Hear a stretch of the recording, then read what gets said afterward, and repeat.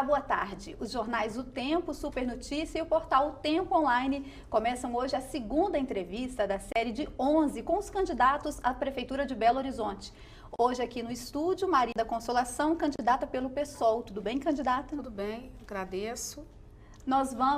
Essa entrevista está sendo transmitida ao vivo pelo Facebook, você pode participar com a gente, basta mandar as perguntas no comentário aí abaixo do vídeo, no post do Facebook. A candidata vai responder perguntas formuladas pelo jornalista Murilo Rocha, está aqui com a gente, ele é secretário de redação do jornal O Tempo, e também perguntas dos internautas. Podemos começar? Boa tarde, Murilo. Boa tarde, Aline. Boa tarde, candidata. É um prazer recebê-la aqui no Jornal O Tempo. Primeiramente, queria perguntar para a senhora por que a senhora se apresenta como candidata à Prefeitura de Belo Horizonte. Bom, a nossa candidatura é uma construção coletiva. Nós fizemos um processo de discussão, de conversações na frente de esquerda. Desde o início do ano começamos esse processo e vocês acompanharam, nós fizemos uma consulta à cidade, nós tínhamos 5 nomes do nosso partido, Partido Socialismo e Liberdade. Fizemos uma consulta à cidade dos nomes e das propostas.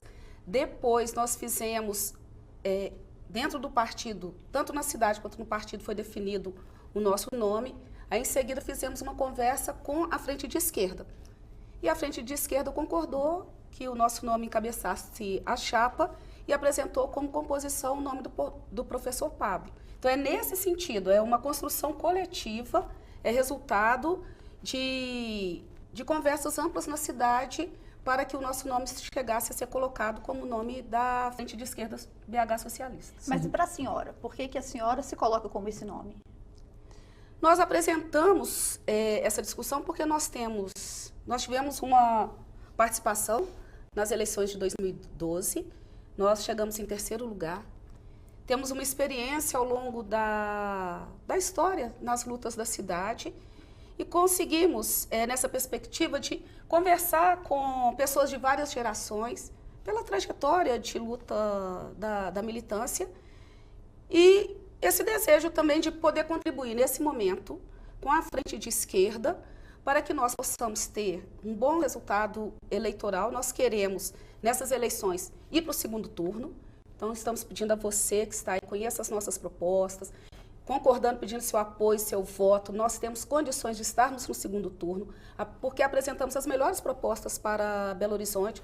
A nossa chapa é composta por pessoas que lutam, então nós não somos pessoas que vamos fazer, nós já estamos fazendo. É uma chapa de pessoas que estão na resistência urbana e também queremos eleger pessoas para a Câmara Municipal. Nós precisamos de uma Câmara Municipal que represente a diversidade de lutas da cidade.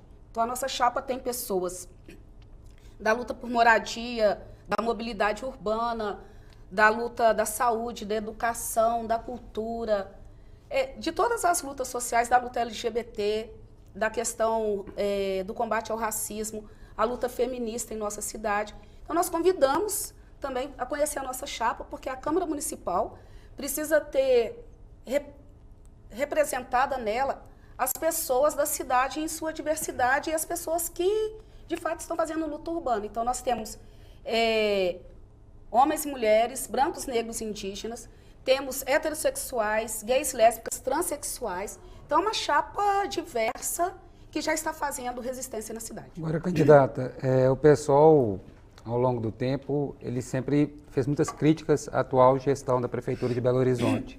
Mas em termos de propostas concretas e que podem ser viáveis, quais são as propostas que a candidatura da senhora traz para Belo Horizonte? Bom, nós temos feito críticas e participado da luta de resistência à política privatista do Márcio Lacerda.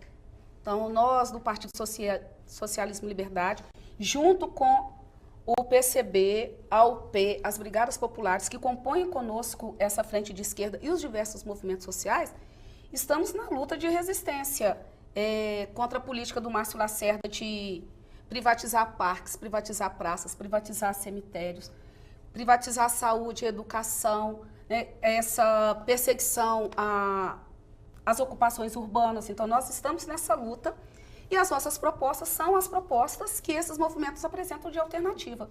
Então, nosso programa, ele é um acúmulo do programa de 2012, que foi construído coletivamente. Ele foi aprofundado agora com com as questões que nós, de 2013 para cá, várias coisas aconteceram no nosso país, então nós atualizamos esse programa. Ele apresenta 2 eixos centrais, que é a radicalização da democracia com a construção do poder popular e o direito à cidade.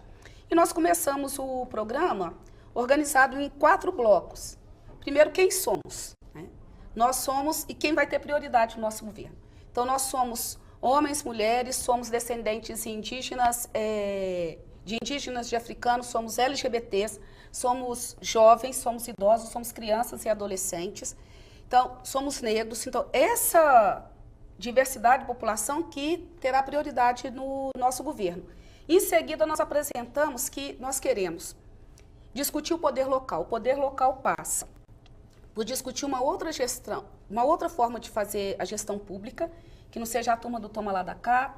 Né? O que nós vivemos hoje no Brasil também tem resultado dessa política de grandes acordos. Quem tem que governar a cidade é a população tem que participar realmente dos destinos da cidade, definir onde serão realizadas as obras, quais obras vão ser realizadas, como que vai ser gasto o dinheiro público. Vocês defendem o OP ou é um outro modelo? Não é só pensar orçamento participativo, é pensar planejamento participativo.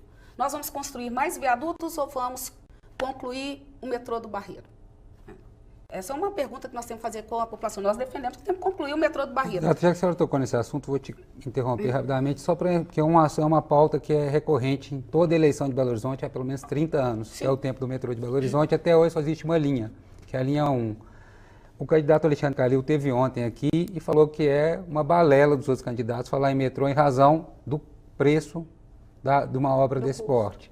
A senhora é de um partido pequeno, como que a senhora entende que pode pleitear recursos ou conseguir recursos para fazer um projeto desse de inclusão do metrô Barreiro? Olha, nós já temos os trilhos, os recursos fazem vários projetos, vão e voltam. Agora, nós temos que fazer alguns enfrentamentos. Por isso, quando a gente está discutindo o poder local, é definir quais são as obras prioritárias. Dentro do poder local está a discussão da mobilidade urbana. Nós temos que rever os contratos com as empresas, reduzir o preço da passagem, construir um processo para chegar à tarifa zero, fazer a articulação dos diferentes modais e, dentro da região metropolitana, discutir com as outras prefeituras que nós temos condições de melhorar o transporte. E aí tem que discutir com a região metropolitana, tanto quanto com os outros prefeitos e prefeitas, quanto com as câmaras municipais. Agora, nós temos recurso para fazer o metrô até o Barreiro. Eles vêm e voltam, mas precisa enfrentar o poder econômico das empresas. Por que não é feito? Vamos dizer, porque seria uma coisa muito interessante. Qualquer prefeito teria vontade de concluir isso, eu acredito. Por que isso não é feito? Porque quais são as parcerias? Para fazer o metrô chegar até o Barreiro, é preciso fazer uma opção política. Enfrentar os donos, as famílias das empresas de ônibus. A senhora acha, então, que são eles, não é um problema entre governo federal e governo do Estado? Governo federal, é governo federal, é governo do Estado, com seus grandes acordos com setores econômicos. Nós temos a política, ela tem essa velha política, que está demonstrando agora o seu resultado, né, que fica mais velha ainda, ela foi construída nesse acordo do financiamento empresarial. Então, nós tivemos até recentemente um senador que era representante da Confederação Nacional dos Transportes Terrestres. Ele tinha interesse em garantir que o metrô chegasse até o Barreiro? Então, quais são os interesses? Por isso nós temos dito que nós precisamos da participação. Nós só podemos transformar a questão da mobilidade urbana de Belo Horizonte se tiver efetivamente participação da população. E como enfrentar, então, esse interesse econômico? O Murilo contextualizou na pergunta, o partido da senhora é um partido pequeno, não tem um grande apoio. Como enfrentar, então, esse poder econômico dessas empresas, esses interesses? Tendo a garantia de que nós vamos ter transparência pública com os recursos e que a população participe. E, nesse momento que a população está escolhendo, tanto para a prefeitura quanto para a Câmara Municipal, que ela conheça o passado e o presente das candidaturas e que os projetos que nós queremos apresentar para a cidade, eles vão ser construídos com a população. Após você construir o projeto com a população, esse projeto é dela, não é só do executivo. E quando esse projeto vai para a Câmara Municipal, como que nós vamos fazer para aprovar? Vamos chamar a população e falar assim, ó, quem você votou para vereador ou vereadora? Vai lá e cobra, porque ele tem obrigação, o representante tem obrigação de votar nos projetos que os representados estão apoiando. Então, isso é uma nova política, e não a política de toma lá da cá. Sim, o candidato, ainda nessa linha de mobilidade, a senhora falou aí de tarifa zero. Ainda isso, vamos dizer, é mais um enfrentamento dessa questão do poder econômico. É viável tarifa zero para toda a população? O tarifa zero é um processo viável, mas nós temos que fazer essa construção com as pessoas, primeiro, revendo os contratos, porque os contratos das empresas de ônibus estabelecem que todo dia 29 de dezembro tem aumento de passagem. Então, você tem que rever o contrato. Tem que reduzir o preço da passagem, construir uma cultura de ter passe livre para os estudantes. Você vai construindo uma cultura até para o conjunto da população compreender qual um dos problemas nós enfrentamos hoje. As pessoas falam assim, mas isso é possível, né? O tempo todo. Sim. Essa é a pergunta, isso é possível? A gente chega no posto de saúde, nós paramos para pensar que temos que pagar a consulta? Você chega na sala de aula da escola pública, você para pensar que você tem que pagar a aula? Porque nós construímos uma cultura que saúde é direito, que educação é direito, e que nós temos impostos para ser investido nesses direitos. A mobilidade urbana é um direito. Então, nós temos impostos já, nós temos recursos já hoje para fazer uma cesta. Então, nós temos as multas, né, as propagandas atrás dos ônibus e temos também o dinheiro, os recursos que as empresas hoje, elas colocam individualmente para cada funcionário para pagar a sua passagem. Você pode colocar todos esses recursos num fundo público. E a revisão do contrato com as empresas, hoje o contrato você faz o quê? O lucro da empresa é pela pessoa que anda no ônibus. Então você paga a passagem de um final a outro final, que Sim. é o valor, e você não necessariamente usa todo o percurso. Você pode, uma das discussões e um acúmulo que o movimento da juventude fez a partir de 2013, com a constituição do Tarifa Zero, foi elaborar propostas, por exemplo, de contrato por quilometragem. Seria um bilhete proporcional à distância que o passageiro... Não, também por quilometragem, o contrato por quilometragem. Você não vai contratar... Quando a gente faz uma excursão, você não faz a contratação do ônibus pelo preço da passagem de cada pessoa. Sim, você faz por quilometragem. Você leu o contrato atual em vigor da Prefeitura com as empresas? Esse é o problema. Nós temos que ter transparência pública no acesso ao contrato. E quais são as cláusulas estabelecidas. E nós temos uma gravidade na situação de Belo Horizonte. A juventude foi para a rua lutar pela redução do preço da passagem, né? Teve a Batalha da Bahia, vocês lembram disso? Conseguiu a redução do preço da passagem. Quem entrou na justiça para aumentar a passagem novamente? Não foram as empresas, foi o prefeito. O atual prefeito de Belo Horizonte, ele entra na justiça contra a população.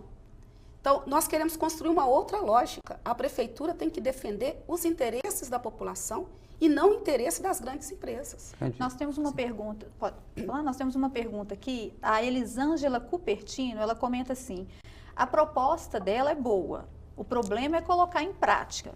E isso que eu quero ver. Como você vai colocar em prática? Veja bem, Elisângela, quando nós falávamos, lá em 2012, sobre a destarifação, reduzir o preço da passagem, que tínhamos que repensar a questão do transporte, as pessoas diziam a mesma coisa, assim, mas isso é inimaginável. Em junho de 2013, a população ocupou as ruas desse país para exigir a redução da tarifa. Então, foram pressão popular, então. Pressão popular. E foram construídas alternativas no país, em algumas cidades, alternativas de ter tarifa zero.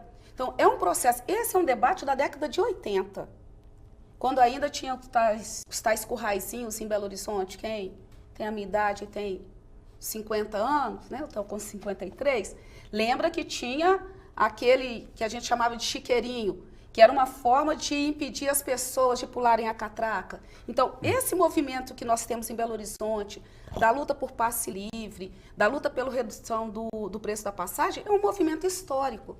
E é a pressão popular que transforma a vida. O que nós estamos dizendo é que, na prefeitura, nós vamos fazer com que vamos contribuir para que essa pressão popular seja potencializada. Vamos fazer o contrário do Márcio Lacerda, que é entrar na justiça contra a população. Isso é inadmissível. O poder público tem que defender o povo. Candidata, saindo um pouco dessa área de mobilidade, indo para a área de segurança pública, que a princípio não é de competência dos municípios, né? A Polícia Militar e a Polícia Civil é competência do Poder Estadual. Mas na questão da Guarda Municipal, que está subordinada à Prefeitura de Belo Horizonte, recentemente ela foi armada. A senhora é a favor da Guarda Armada? A senhora pretende ampliar esse contingente da Guarda Municipal? Olha só, dentro do que nós estamos colocando no nosso programa, que tem a parte do bem viver, nós estamos apresentando a seguinte discussão. Nós precisamos romper com essa lógica de que segurança pública é mais pessoas armadas. Segurança pública não é isso. Segurança pública é uma cidade na qual as pessoas tenham mais direitos. As pessoas tenham moradia com dignidade, tenham educação com dignidade, saúde com dignidade, transporte com dignidade, que as pessoas tenham praças bonitas, bem iluminadas, que sejam espaços de encontro, que tenham parques, que as pessoas tenham vida com dignidade. Aí as pessoas têm... Aí você trabalha a questão da segurança. Essa lógica de que segurança é mais polícia, que o ministro do golpista tem colocado, ele quer mais polícia na rua e menos educação. Isso é um equívoco, né? Isso é um equívoco, porque hoje os dados de pesquisas têm demonstrado que crianças, mulheres e idosos, o local onde nós mais somos vitimadas é dentro de casa. Então nós precisamos construir uma outra cultura, garantir direitos para as pessoas e construir uma outra cultura contra o machismo, contra o racismo, contra a homo-lesbo-transfobia, porque essa cultura de ódio, ela dissemina também violência, né? Hoje os dados são de extermínio da juventude negra. Então, é construir uma outra lógica. Então, só para ficar claro, a senhora não é a favor da Guarda Municipal Armada? Quanto menos armas nas ruas, melhor. Né? Na época do plebiscito, nós votamos pelo desarmamento. Quanto menos armas, aí eu estou falando do meu voto pessoal, né? Pelo desarmamento. Essa lógica de mais pessoas armadas, a vida vai ser melhor. Vejamos os Estados Unidos, mais pessoas armadas, mais massacres. Cada hora nos Estados Unidos, uma das pessoas se sente à vontade, surta, entra numa escola e sai atirando em todo mundo. Nós não queremos isso aqui. Então, essa lógica é a lógica da opressão. Nós temos que pensar num mundo que tenha igualdade. Isso significa fazer um enfrentamento com o capital. Você tem que fazer uma opção. Ou você governa para os ricos, para os grandes, para os poderosos, ou governa para o conjunto da população. E eu queria chamar atenção para quem está acompanhando. Porque, às vezes, quando nós falamos nos ricos, nós que temos casa, pagando prestação BNH, né? Pagando prestação. Nós que temos casa, que às vezes temos um carro, que temos vida com dignidade, às vezes as pessoas falam assim, não, mas você está falando de rico, está falando de mim. Não, nós estamos falando de rico. Hoje nós temos como listar, né, as famílias que sozinhas, 1% de pessoas nesse mundo que tem 50% da riqueza do mundo. Então o nosso problema não é falta de dinheiro. O nosso problema é a alta concentração, né? É a ganância. No programa da senhora tem algum tipo de programa de distribuição de renda? A senhora pensa nisso? A partir desse discurso que a senhora acabou de fazer, a prefeitura teria algum tipo de benefício para algum tipo de setor, ou as classes mais pobres, enfim? O que nós estamos colocando no programa do Bem Viver? Moradia. Nós temos mais de 150 mil imóveis sem cumprir a sua função social, abandonados. Amanhã vai ter o relézinho para acompanhar onde estão esses imóveis na cidade. E temos mais de 100 mil pessoas sem casa. É inadmissível que você tenha pessoas sem casa e casa sem pessoas. E a lei estabelece que a propriedade tem que cumprir a sua função social. Então nós temos que ver, inclusive, e é importante dizer isso, gente, tem legislação nesse país para isso que não está sendo cumprida, né? Essa legislação não está sendo cumprida. Então, o aluguel social, garantir que a regularização das ocupações urbanas... Eu vou fazer pergunta para a senhora, em relação às ocupações urbanas. A senhora é a favor da regulamentação dessas... Regularização das ocupações urbanas, para todo mundo ter rede de água, rede de esgoto, iluminação, CEP. Né? CEP, vida com dignidade, porque o que o governo atual faz? Não tem CEP, então você não pode ir para o posto de saúde, não tem CEP, não pode matricular as crianças. E esses terrenos estavam lá sendo utilizados para especulação imobiliária. Né? A outra coisa é investir em emprego, trabalho e renda. Nós temos em nossa cidade, o que nós estamos dizendo? Nós temos que investir em tecnologia, na economia criativa e empresas populares. Aí, Tiago, só interromper, porque para a gente, né, atender a pergunta do internauta, o Tiago Raposo pergunta: Maria da Consolação, você pretende implantar políticas para incentivar o crescimento do micro e pequeno empresário em Belo Horizonte? Então, é essa discussão que nós estamos trazendo. Belo Horizonte é uma cidade que tem muitas universidades, públicas e privadas, e que tem investido em tecnologia. Nós somos ponta na discussão da nanotecnologia.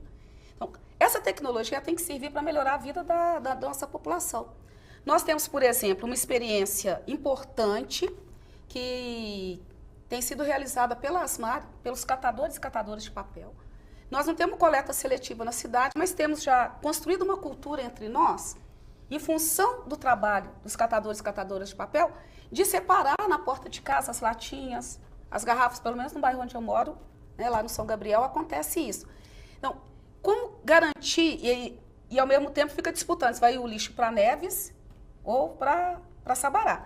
Então, nós temos como valorizar esse trabalho que já é realizado, construir formas, junto com tecnologia, para fazer a reciclagem desse resíduo sólido, investir na economia criativa, que nós temos vários eventos na cidade, vários grupos culturais dentro da cidade, que a revelia do poder público tem garantido trabalho e renda para as pessoas. Então, ontem eu disse lá no debate na PUC, deixar as pessoas fazerem as coisas que elas estão fazendo, não atrapalhar, e incentivar, potencializar esse trabalho.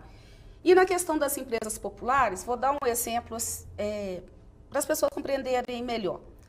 Os uniformes escolares, eles eram feitos pelas pequenas confecções nos bairros. Aí o atual prefeito foi lá, vamos dar uniforme para todo mundo, fez uma licitação, mandou essa licitação para empresas fora do estado de Minas Gerais. Não é só fora de Belo Horizonte, fora do estado de Minas Gerais. Os uniformes chegam atrasados, chegam em março, abril, maio, e as confecções estão lá. Então, como que você vai fazer a política pública para incentivar o trabalho das pessoas que já estão fazendo? A prefeitura, de certa forma, favoreceria esses fornecedores locais. Os fornecedores locais. Poderia passar por isenções também, esse incentivo? Ou a senhora Nós não temos acredita discutido. nisso? Porque essa política necessariamente de isenções, como que a gente trabalha isso? Porque quando você tem isenções de impostos, significa também você retira a arrecadação da saúde, da educação. Mas nós temos um grupo de profissionais, né, de professores, companheiros e companheiras nossas que têm discutido muito sobre essa questão da economia na cidade, de como construir alternativas. São professores e professoras da UFMG, do CDPLAC, que também discutem o plano diretor metropolitano, que tem contribuído conosco. Estamos abertos, né, convidamos aí as pessoas, tanto os pequenos e microempresários, a conhecerem o nosso programa.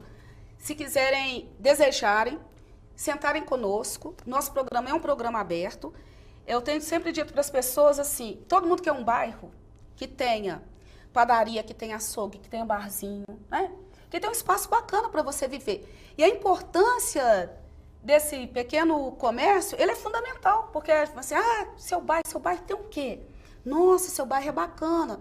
Porque nós queremos uma vida com dignidade, circular, com tranquilidade na cidade. A senhora tocou num ponto aqui que Belo Horizonte nesse momento vive uma briga, vamos dizer assim, no setor dos bares e restaurantes contra a prefeitura em razão da lei do silêncio. Hoje, igual todo mundo quer bar no bairro, mas ninguém quer o bar do lado da casa dele, né, por causa do barulho. Então, o que a senhora pensa a respeito dessa questão da lei do silêncio, da questão do funcionamento dos bares? A senhora tem alguma proposta nesse sentido?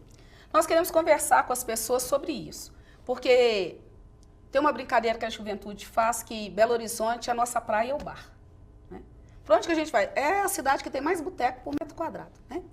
Nós gostamos de ir ao bar, encontrar com as pessoas, conversar com as pessoas, e gostamos de cantar. Então, como que nós vamos combinar tudo isso dentro da cidade?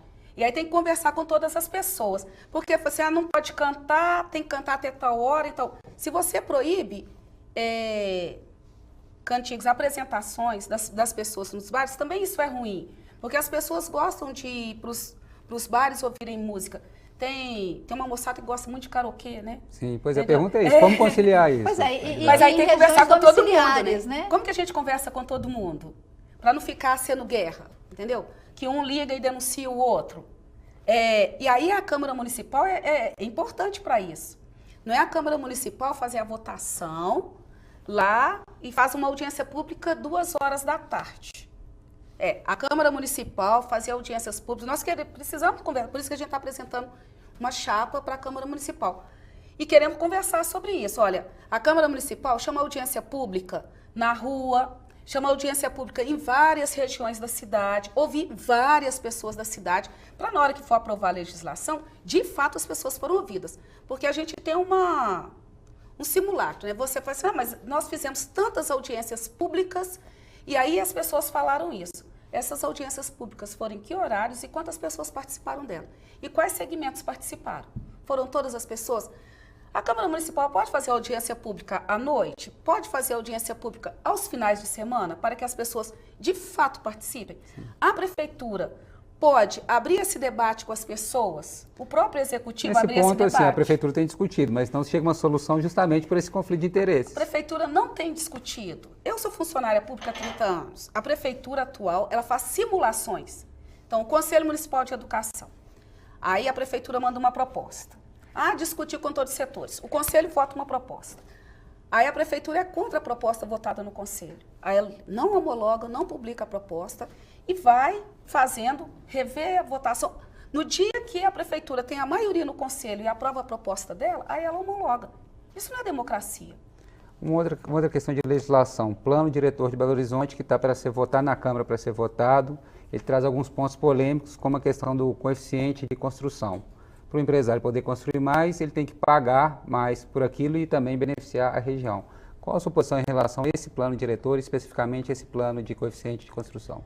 Então, o plano diretor, ele tem graves questões, inclusive vocês acompanharam o pessoal da ocupação Eliana Silva, quando foi votar uma questão que prejudicava as ocupações urbanas, as pessoas ocuparam a Câmara Municipal, fizeram a Câmara rever a sua posição, parar a votação, porque o plano diretor tem que ser discutido com o conjunto da população. É exatamente isso, você tem um plano diretor que está lá, que a maioria de nós não tivemos acesso, não participamos da discussão, e ele vai alterar a vida da cidade.